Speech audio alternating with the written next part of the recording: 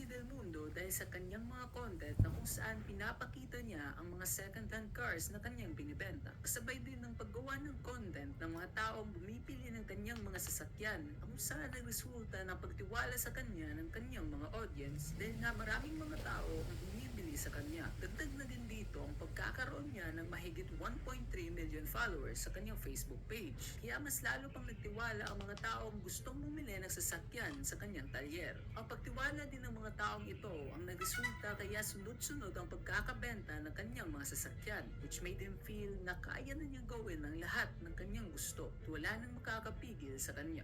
Not until dumating ang araw noong October 23, 2024 when a Facebook user uploaded a video na kung saan makikita natin na mayroong isang customer na nagreklamo kay Boy AC Garage dahil kakalabas pa lamang daw ng kanilang sasakyan sa kanyang talyer ay nasira na daw kaagad ito. Boss, sige, tanungin kita kung may alam ko sa loob. Ngayon, Boss, ayusin mo.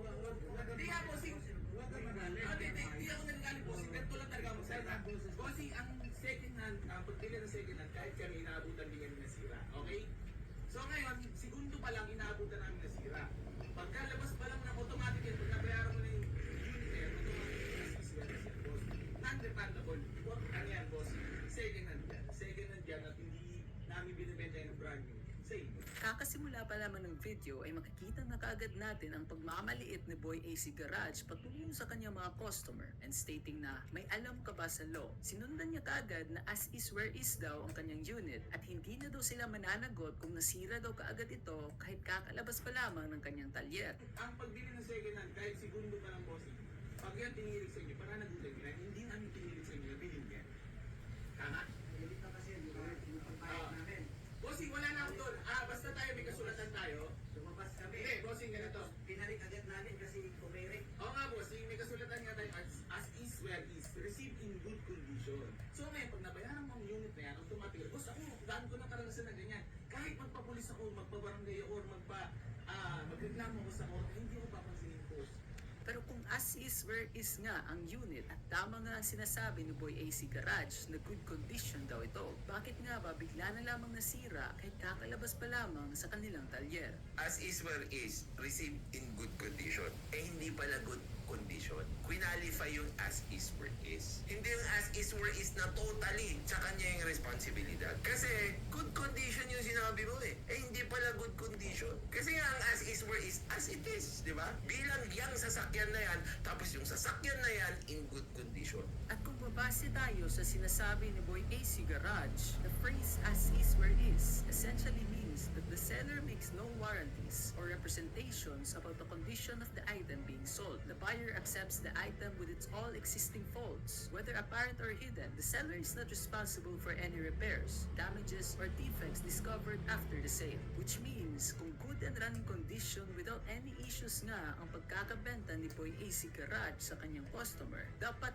good and running condition din without any issues ang matatanggap ng kanyang customer pag binili nila ito. Dahil ganoon ang hulugan ng as is where is. However, kung mayroon nga mga defects sa sasakyan at alam ni Boy AC Garage ang mga sira ng sasakyan na ito at hindi niya dinisclose sa kanyang mga customers and still stated na wala itong issue at good running condition, then that is considered as a fraudulent behavior which will become bad for his business. Pero pwede ba talagang magbenta ang mga car dealerships ng isang second-hand na sasakyan kahit wala itong warranty? As of now, wala pang pinapatupad na batas na magkakaroon ng warranty ang mga second-hand cars sa loob ng Pilipinas. Pero there was a law introduced in 2019 of which is stated na all second-hand cars sold by private sellers or dealerships should come with a written warranty to cover the total cost of parts and labor necessary to repair defects or faults of the used vehicle. Pero that is if the Congress pushes House Bill number 443 into law. Other than that, karamihan naman sa mga dealerships na nagbebenta ng second-hand cars ay nag-i-implement ng warranty. At ayon pa sa isang Filipino YouTuber na expert car dealer, So sa buy and sell, walang lingwahe na as is where is. As much as possible, kapag meron po kaming ibibentang sasakyan, kailangan po namin ayusin ang unit before po namin ibenta. Kailangan in good condition. Sabi niya nga, yung unit mo nasira, since na nagkapirmahan na tayo, hindi mo na pwedeng ibalik. Yun ang mali mga ka-idol. Dahil sa iba po yan, sa iba pong buy and sell yan, basta wala pang 24 hours, pwede mong ibalik yan. Lalo na kapag ganun ang itsura na blow by na ang makina. Sira na ang makina. So, mali po yung ginagawa ni AC Garage mga ka-idol. Yung mga ganong galawan po yan ng mga ordinaryong ahente. Malalaman din natin sa video ni Boy AC Garage na consignment lamang pala ang ginagawa niya sa pagbebenta ng mga sasakyan. Isang business arrangement where one party sells goods on behalf of another party or consignor for a fee or commission.